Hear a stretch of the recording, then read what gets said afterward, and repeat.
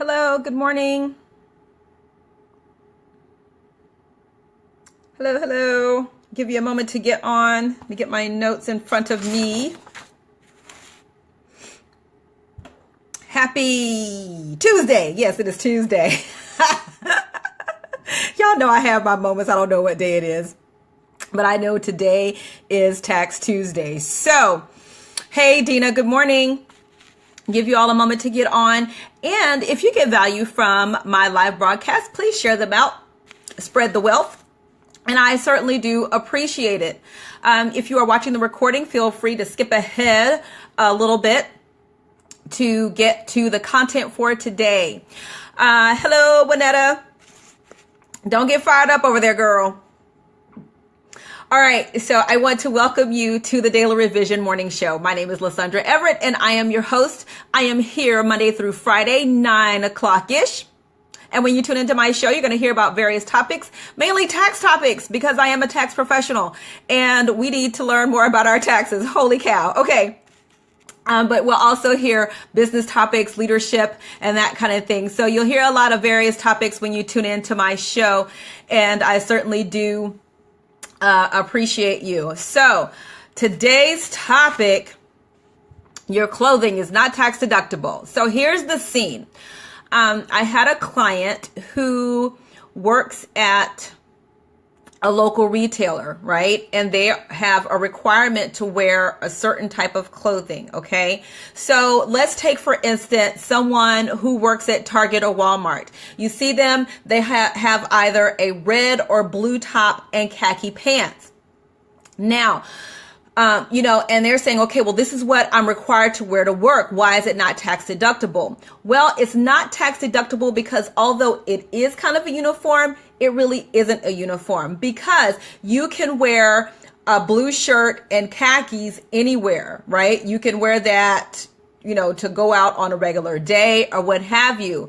So that is not tax deductible, and it's the upkeep. If you dry clean your clothes, that is not tax deductible. It only becomes tax deductible when you have a uniform. Okay. So if you look at, our service members, police officers, firemen, that kind of thing, they have a prescribed uniform that they have to wear. So when you have to invest in those uniforms, whether, buying new uniforms or the upkeep of those uniforms, having, name badges or patches or whatever sewn on or anything like that, those expenses are tax deductible because that particular uniform can't be worn anywhere else. I can't wear that and go work at Target, right? Because there is, something else. So when we're talking about uniforms in that respect, then that is what's tax deductible. Now, if for my home business owners, I want y'all to listen up. Now, if you get a shirt with your business name inscribed on it, then the upkeep of that particular item becomes tax deductible. So if I have a shirt that says Everett Tax Service on it, then that is a prescribed uniform. I can't wear Everett Tax Service and go work at Target. I got Target on the brain, don't I, y'all? Okay, but I ain't going though. Okay, so then that becomes a uniform, and the upkeep for that particular item of clothing then becomes tax deductible. Now, if you are traveling on business, if you're traveling and, if you are an employee and you are traveling for business, or if you are a self-employed person and you're traveling for business and you have to get your clothes laundered while you are away on business, that is a tax deductible expense.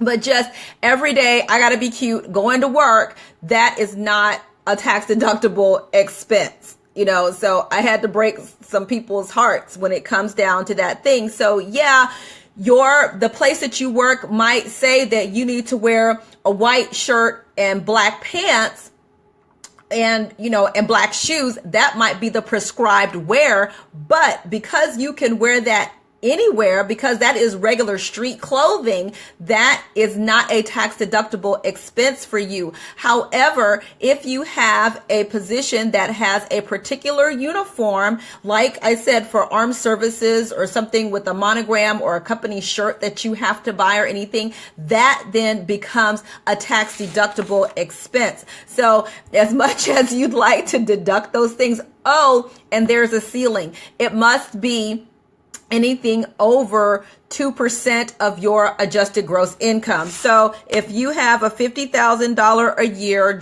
adjusted gross income, okay, so let me do some math on that real quick. I should have been ready, right? So if your adjusted gross income for the year is $50,000 times 0.02, that means you have to spend at least $1,000 on your clothing before anything becomes tax deductible. Now, when we're talking about buying uniforms and such for, police officers and service members, let me be the one to tell you, you can spend a grand real easy, okay? Because one of my husband's uniforms, oh my gosh, y'all, when he got promoted, let me tell you, wait, I gotta laugh, hold on. Okay, so when he got promoted to lieutenant colonel, his uniform changed slightly, which meant he had to get a whole new uniform. And during that time, he also shrunk a little, right? So in order for him to replace that uniform, by the time we were all said and done, we spent about $800 on that one uniform, okay? So, but it just depends on your, on what your profession is. And if, like I said, I done pushed some button. Okay. I got my printer going off, scared me half to death. So that's the deal with, with deducting your clothing. Now, although this is kind of a tangent type of thing, if you have to purchase something for your job that you have to have that is not issued to you, so, those things may be tax deductible, and that would be on a form 2106. As an example, I have a police officer that is one of my clients, and they have to supply their ammunition, which I had no clue about. So it is a requirement for the fuzz to have some ammo, right? So that is a deductible expense for him, and that would be on a form 2106. Okay, that's the form that you need to deduct any work essentials like that.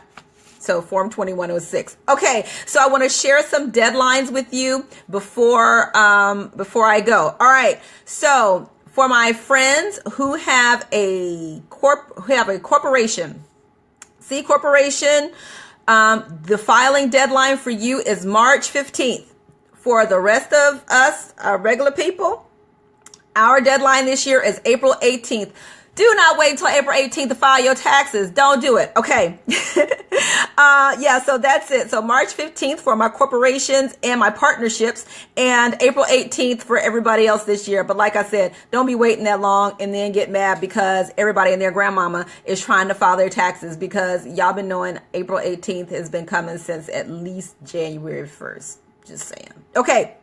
So that's it for me today. And by the way, and of course, one thing that is required to be able to deduct your expenses is documentation. You need to keep those receipts, put them in a folder, tape them to a piece of paper, do something. You got to have your receipts in order to substantiate your claim. Okay? So thanks so much. That's it for me for today. Make sure you subscribe so you don't miss anything, and share this with somebody if you got some value. Hey, Teresa, how are you, hon? I didn't say good morning. And hey, cousin Theodore, I love your post, dude. Okay, I gotta go. I'll see you guys next time. Bye.